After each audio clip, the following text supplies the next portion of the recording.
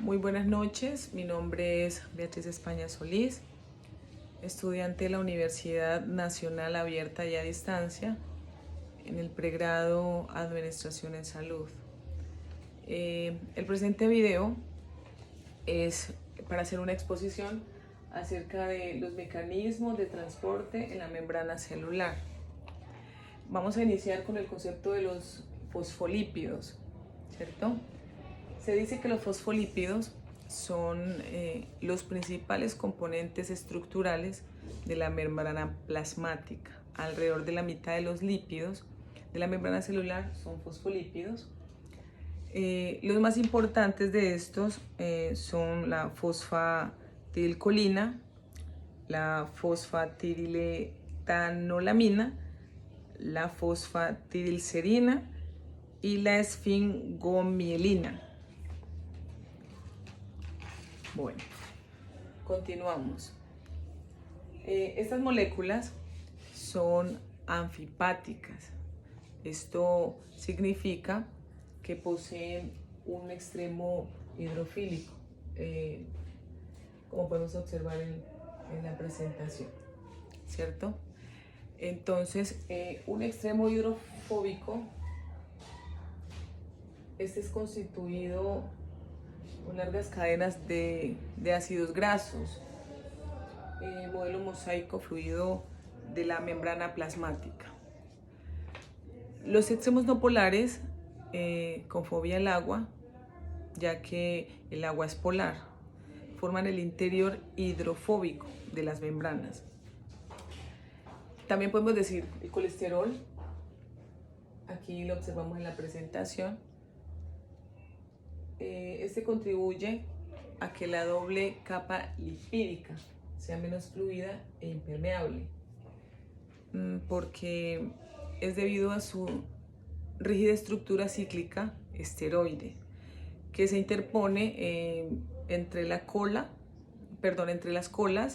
de los fosfolípidos, lo que disminuye la capacidad de movimiento de los ácidos grasos, provocando el endurecimiento de las membranas plasmáticas.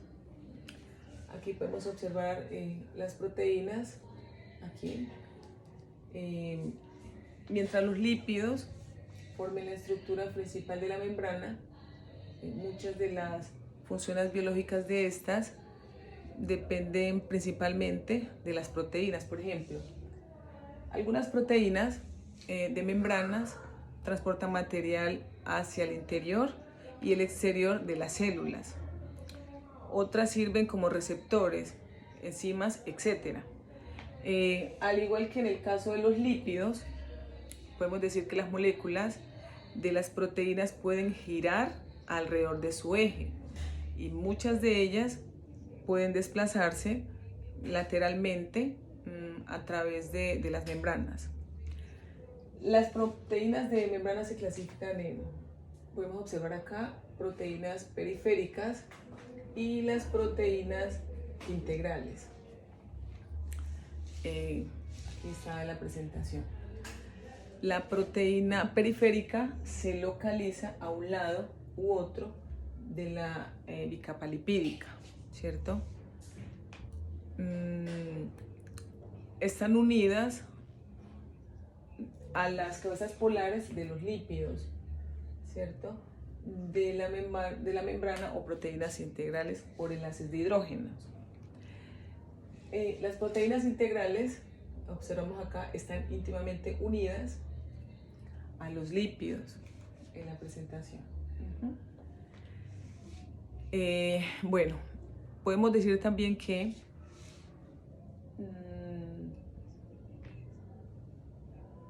¿qué podemos decir de esta? Suelen atravesar la capa lipídica una o varias veces, hasta 24 veces.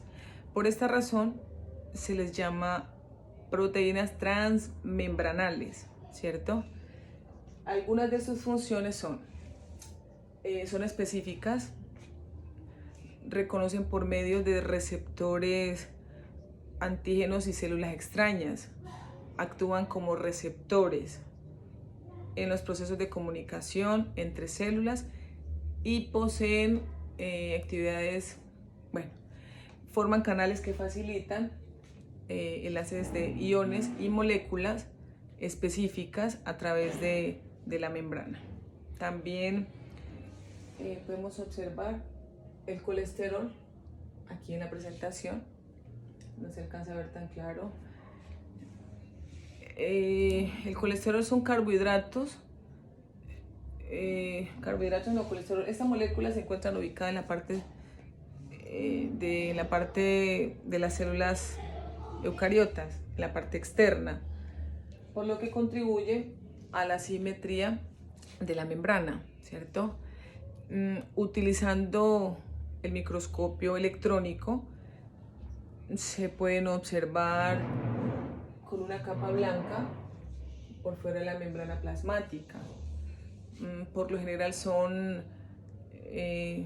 oligosacáridos que se unen a los lípidos que forman glucolípidos. Al unirse a las proteínas se llaman glucoproteínas. Aquí está cubierta de un glúcido. Esta cubierta de glúcido contribuye a la cubierta celular o glucocáliz, a la que se le atribuye funciones fundamentales como las siguientes.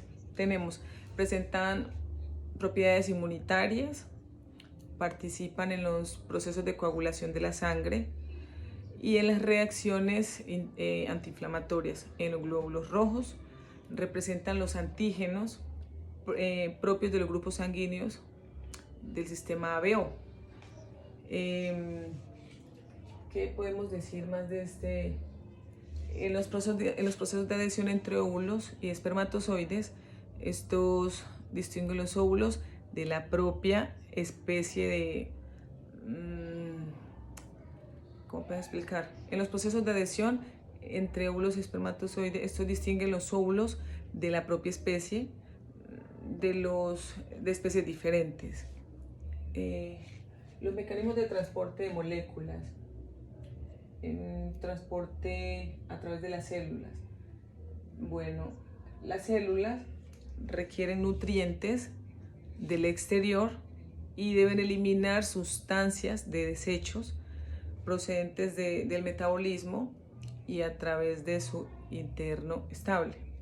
La membrana presenta una impermeabilidad selectiva, ya que permite el paso de pequeñas moléculas, siempre que sean lipófilas, pero regula el paso de moléculas lipófilas. El transporte pasivo, como podemos observar acá, tiene un proceso de difusión de sustancias a través de la membrana. Se produce siempre a favor del gradiente, es decir, de donde hay más hacia el medio, hacia donde hay menos. Ese transporte se puede presentar de las siguientes causas. Difusión simple. Aquí tenemos difusión simple. Es el paso de pequeñas moléculas a favor del gradiente, ¿cierto? Se pueden realizar a través de la capa lipídica o de canales de proteína. A través de canales se realizan a través de las denominaciones proteínas de canal. Así entran iones como el sodio, el potasio, el calcio y el cloro. Las proteínas de canales son proteínas con un orificio o canal interno de apertura. Está regulada, por ejemplo, por como ocurren los neurotransmisores. Se unen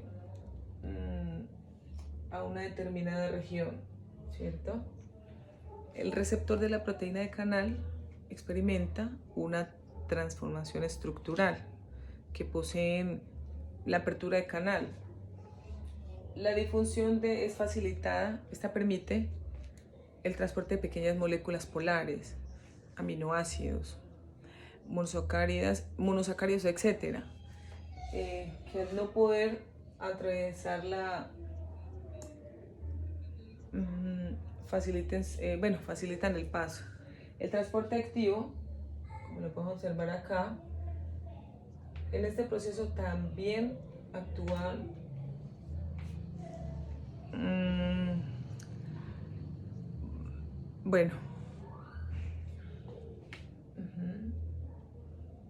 el transporte de moléculas elevadas a masa molecular, ¿cierto?